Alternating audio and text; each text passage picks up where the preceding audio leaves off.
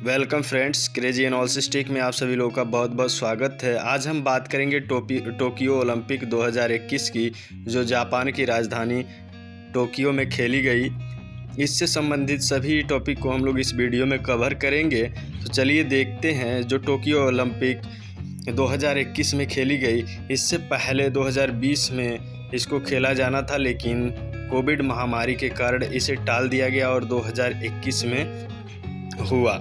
ये जो संस्करण था 32वां संस्करण था। इससे पहले रियो डी जेनेरियो जो ब्राज़ील में 2016 में खेला गया था 31वां संस्करण था। ये पॉइंट याद रखिएगा कि ये टोक्यो ओलंपिक 32वां संस्करण है। इसके पहले 31वां संस्करण रियो डी जेनेरियो में खेला गया था, काफ़ी इम्पोर्टेंट है। और आगे जो 33वां संस्करण होगा 2024 में पेरिस फ्रांस में खेला जाएगा। तो बात करते हैं पदक की, तो सबसे ज़्यादा पदक जीतने वाला टोक्यो ओलंपिक 2021 में अमेरिका है, जिसने 113 पदक जीते, जिसमें से 39 गोल्ड मेडल है, 41 सिल्वर और 33 ब्रॉन्ज मेडल है। गोल्ड मतलब कि स्वर्ण पदक, सिल्वर रजत पदक कह सकते हैं, और ब्रॉन्ज कांस्य पदक इसने जीते। और सेकंड नंबर में चाइना रहा, जो 88 पदक जीत करके 38 गोल्ड मेडल जीते इसने, 32 सिल्वर और 18 ब्रॉन्ज कांस्य पदक जीते। और तीसरे नंबर पे देखा जाए, फर्स्ट सेकंड और थर्ड काफ़ी इम्पोर्टेंट होता है, तो इस डाटा को आप लोग याद रखेंगे क्योंकि एग्ज़ाम में पूछा जा सकता है। थर्ड नंबर पे है आपका जापान, जो टोटल 58 पदक जीते, जिसमें से 27 गोल्ड है, 14 सिल्वर है और 17 ब्रॉन्ज कांस्य पदक है।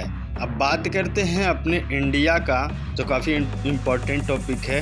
तो इंडिया रहा इसमें 48वां स्थान इंडिया को मिला। उसने टोटल 7 पदक जीते, जिसमें से सिंगल 1 गोल्ड मेडल है, 2 सिल्वर और 4 ब्रॉन्ज कांस्य पदक है।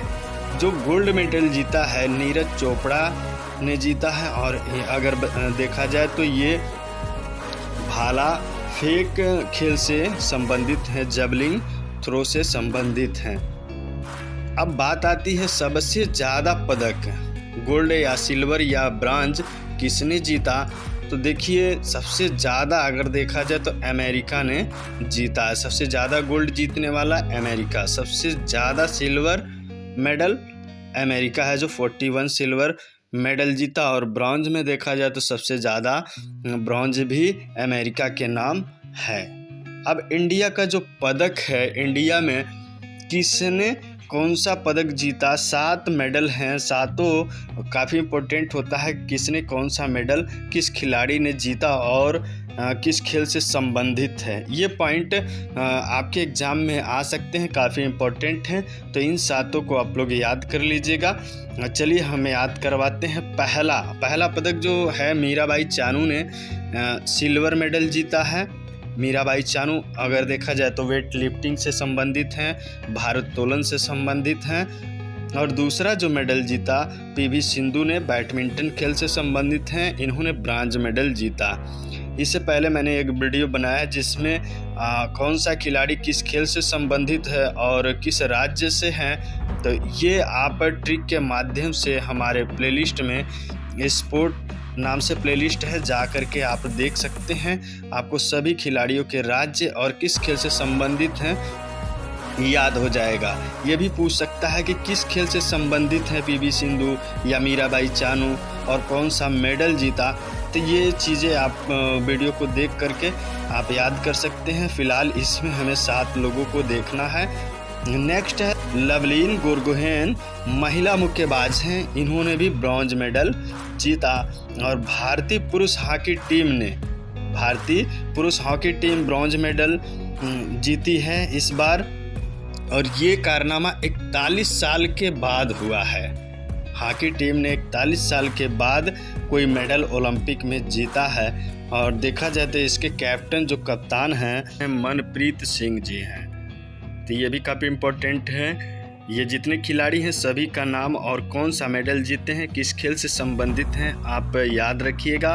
अगर टोक्यो ओलंपिक 2021 से क्वेश्चन आता है तो इसी टॉपिक से क्वेश्चन आएगा और इसमें जितने भी टॉपिक मैं कवर कर रहा हूँ इसमें से कोई न कोई क्वेश्चन ज़रूर आना है। काफ़ी इम्पोर्टेंट टॉपिक है, तो आप लोग एक बार रिवीजन भी कर लीजिएगा। नेक्स्ट है रवि कुमार दहिया, ये रेसलर हैं, सिल्वर मेडल इन्होंने जीता। और बजरंग पुनिया ये भी रेसलर हैं, ब्रॉन्ज मेडल कांस्य पदक इन्होंने जीता।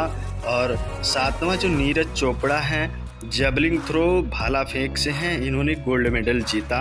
एक और काफ़ी इम्पोर्टेंट टॉपिक है, ओलंपिक जो लोगो होता है उसमें 5 छल्ले होते हैं और पांचों छल्ले का जो रंग होता है ये क्या प्रदर्शित करता है? नीला। नीला जो छल्ला होता है वो यूरोप महाद्वीप को रिप्रेजेंट करता है, काला अफ्रीका महाद्वीप को, लाल अमेरिका महाद्वीप को, और पीला जो होता है एशिया महाद्वीप को, और हरा जो है ऑस्ट्रेलिया महाद्वीप को रिप्रेजेंट करता है। याद रखने के लिए आप ऐसे याद रख सकते हैं, यूरोप महाद्वीप में जितने भी देश हैं मैक्सिमम देश क्या हैं कि समंदर के किनारे हैं, तो समंदर पानी का जो रंग होता है नीला होता है, तो आप ऐसे कह सकते हैं कि नीला यूरोप को रिप्रेजेंट करता है। और काला अफ्रीका को प्रदर्शित करता है, और अफ्रीका को अंध महाद्वीप या काला महाद्वीप भी कहा जाता है। तो काला जो छल्ला है, रिंग है, वो अफ्रीका महाद्वीप को प्रेजेंट करेगा। और आप देखे होंगे अमेरिका जो फ्लैग है अमेरिका का वो रेड होता है, तो लाल रंग अमेरिका का प्रतीक है, और पीला एशिया महाद्वीप का प्रतीक है। हरा देखा जाए तो ऑस्ट्रेलिया महाद्वीप जो है पानी के चारों तरफ घिरा, सागरों में घिरा हुआ है, तो वहाँ पे ज़्यादा हरियाली है, तो ये समझ सकते हैं कि हरा जो रंग है ऑस्ट्रेलिया महाद्वीप को रिप्रेजेंट करता है। उद्घाटन समारोह का ध्यान दीजिएगा, यूनाइटेड बाई इमोशन, ये समारोह की थीम थी यूनाइटेड बाई इमोशन। और समापन समारोह का जो थीम था words be share, words be share. याद कैसे रखेंगे, मैं आपको याद भी कुछ चीज़ें करवाते चलूँगा। तो याद ऐसे रखिए कि यूनाइटेड बाय इमोशन, जब उद्घाटन होता है किसी भी चीज़ का तो मन में इमोशन जगता है, और जब समापन हो जाता है, वो चीज़ें समाप्त हो जाती हैं, तो क्या इमोशन को, अपने इमोशन को लोग शेयर करते हैं। क्या करते हैं? शेयर करते हैं। तो उद्घाटन में इमोशन और समापन में शेयर, तो यूनाइटेड बाय इमोशन उद्घाटन समारोह का थीम हो जाएगा, और समापन समारोह का थीम जो हो जाएगा मीन्स क्लोजिंग सेरेमनी का वर्ड्स बी शेयर। कुछ और भी इम्पोर्टेंट टॉपिक है, टोक्यो ओलंपिक मैराथन का खिताब किसने जीता? तो टोक्यो ओलंपिक मैराथन का खिताब इस बार टोक्यो ओलंपिक 2021 में एलियूड किपचोंग ने जीता है, जो केन्या के रहने वाले हैं। ऐसा इन्होंने क्या किया, तो पुरुष मैराथन में एक से अधिक है, पुरुष मैराथन में एक से अधिक गोल्ड मेडल जीतने वाले ये तीसरे धावक बन गए हैं किपचोंग जी। इससे पहले ये खिताब आबेदे बेकिला को मिला था, जो 1960 और 1964 में ऐसा किए थे, एक से अधिक स्वर्ण पदक पुरुष मैराथन में जीते थे। 1976 और 1980 में ये जो खिताब था वाल्देमर सिरपिंस्की के पास था। तो ये इम्पोर्टेंट टॉपिक इसमें रहेगा कि टोक्यो ओलंपिक मैराथन का खिताब किसने जीता। तो टोक्यो ओलंपिक मैराथन का खिताब किपचोंग जीते हैं, जो केन्या देश के रहने वाले हैं। काफ़ी इम्पोर्टेंट चीज़ है, ये रिकॉर्ड टूटा है, तो यहाँ पे आप इस पॉइंट को याद रखेंगे। अब आगे देखते हैं कि शुभंकर क्या था। टोक्यो ओलंपिक 2021 का शुभंकर मास्कोट क्या है? तो मास्कोट था मिराई तोवा। मास्कोट जो था इस बार 2021 का शुभंकर जो था मिराई टोवा था। दोस्तों, इस वीडियो में जो भी पॉइंट बताए जा रहे हैं सारे पॉइंट इम्पोर्टेंट है, आप सभी पॉइंट को कवर करके जाएंगे एग्जाम में।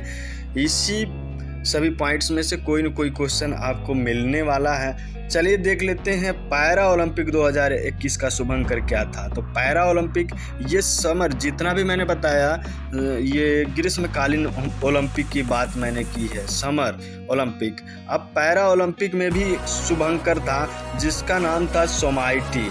तो आप इसको भी देख लेंगे, आप फिगर भी देख लीजिए। सोमाइटी इस बार पैरा ओलंपिक का शुभंकर था।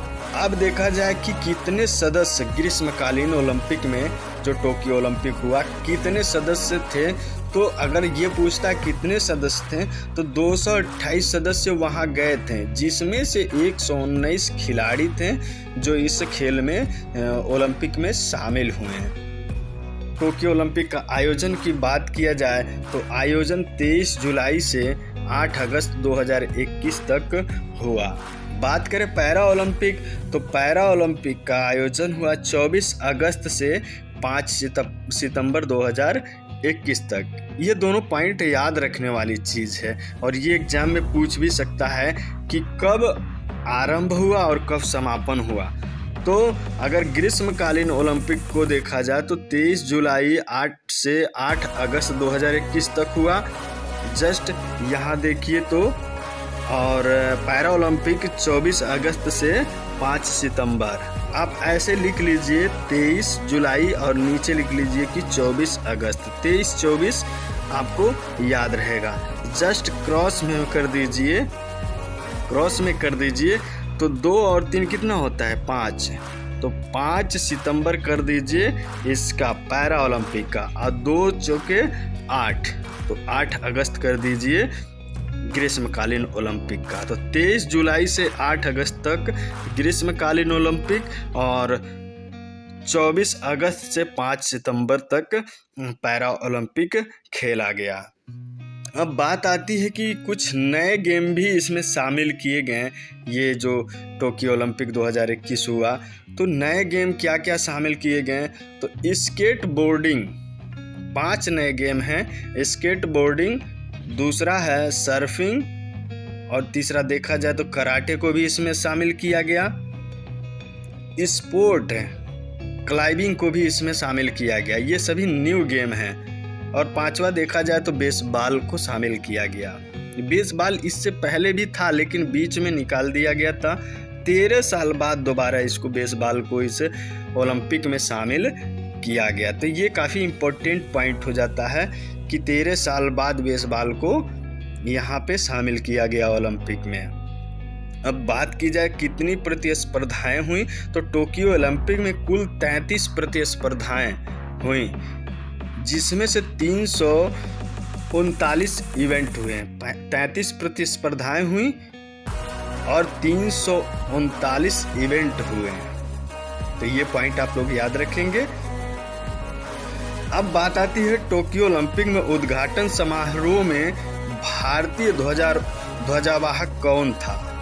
जो ग्रीष्मकालीन ओलंपिक हुआ उसमें ध्वजवाहक थे मैरी कॉम और मनप्रीत सिंह। अब मनप्रीत सिंह आप जानते हैं पुरुष हॉकी टीम के क्या हैं, कप्तान हैं, और MC मैरी कॉम तो मुक्केबाज हैं। तो ये दोनों लोगों ने टोक्यो ओलंपिक में भारतीय ध्वजवाहक का कार्य किया। अब यही देख लेते हैं समापन समारोह में ध्वजवाहक कौन था। तो समापन समारोह में बजरंग पुनिया भारतीय ध्वजवाहक के रूप में रहे। पैरा ओलंपिक में देखा जाए तो पैरा ओलंपिक में उद्घाटन समारोह में ध्वजवाहक रही मारियप्पन थंगवेलु। पैरा ओलंपिक भी काफ़ी इम्पोर्टेंट है, इसको भी साथ में लेके चलेंगे। तो पैरा ओलंपिक में उद्घाटन समारोह में ध्वजवाहक रही मारियप्पन थंगवेलु, जो हाई जंपर हैं।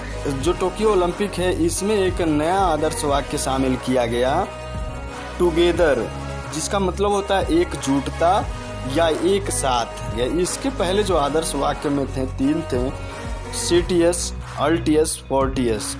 CTS का मतलब होता है फास्टर, LTS का मतलब होता है हायर, एंड FORTIS का मतलब होता है स्ट्रॉन्गर, मजबूत।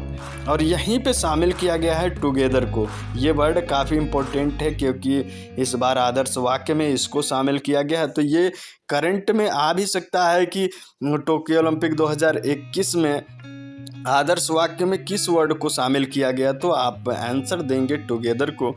आशा है दोस्तों ये आपको वीडियो काफ़ी अच्छा लगा होगा। अगर वीडियो अच्छा लगा है, समझ में आया है, तो चैनल को सब्सक्राइब करके वीडियो को लाइक शेयर कमेंट ज़रूर करिएगा। नेक्स्ट वीडियो में हम लोग मिलेंगे नेक्स्ट टॉपिक को लेकर के। तब तक के लिए धन्यवाद। जय हिंद।